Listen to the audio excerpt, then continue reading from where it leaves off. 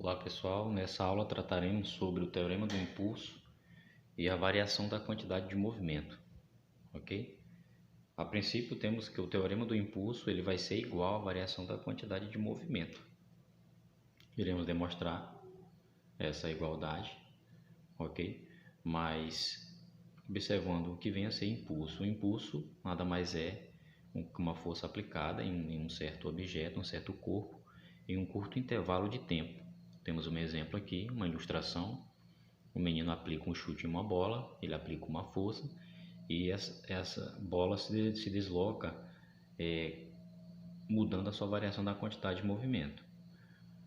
A partir do momento que ele aplica a força no curto intervalo de tempo, essa ação, chamada de impulso, gera uma variação na quantidade de movimento, mudando a quantidade de movimento do objeto, no caso da bola. Mas vamos provar essa igualdade aqui, ok?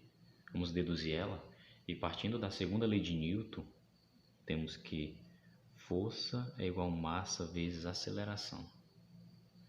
Sabemos que a aceleração é igual a ΔV sobre ΔT, ok? Substituindo aqui, é bem simples, V massa vezes ΔV dividido para ΔT, ok? Passando para o outro membro, temos que F força vezes ΔT será igual a massa vezes a variação da velocidade.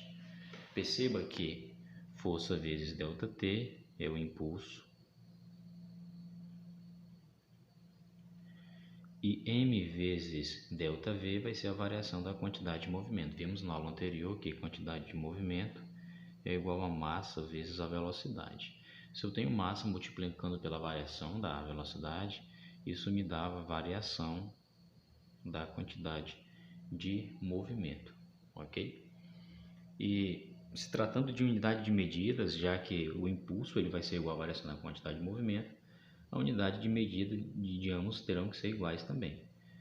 A unidade de medida de impulso é força vezes ΔT, força é dada em newtons, então o impulso vai ser igual a força é dada em newtons, e o tempo é dado em segundos, então o impulso vai ser newtons por segundo. E sabemos que a variação da quantidade de movimento, ou quantidade de movimento, simplesmente quantidade de movimento, a sua unidade de medida é quilogramas metros por segundo, porque é massa vezes a velocidade, ok? Quilogramas metros por segundo. Mas perceba que newtons por segundo aparentemente é diferente de quilogramas metros por segundo. Colocando os dois dos lados da igualdade, temos que newton vezes segundo, ele tem que ser igual a quilogramas metros por segundo. Newton é força, e força é massa vezes aceleração. Se força é massa vezes a aceleração, posso dizer que Newton também vai ser quilogramas metros por segundo. Perceba, a força é massa dada em quilogramas, e a aceleração é metros por segundo ao quadrado.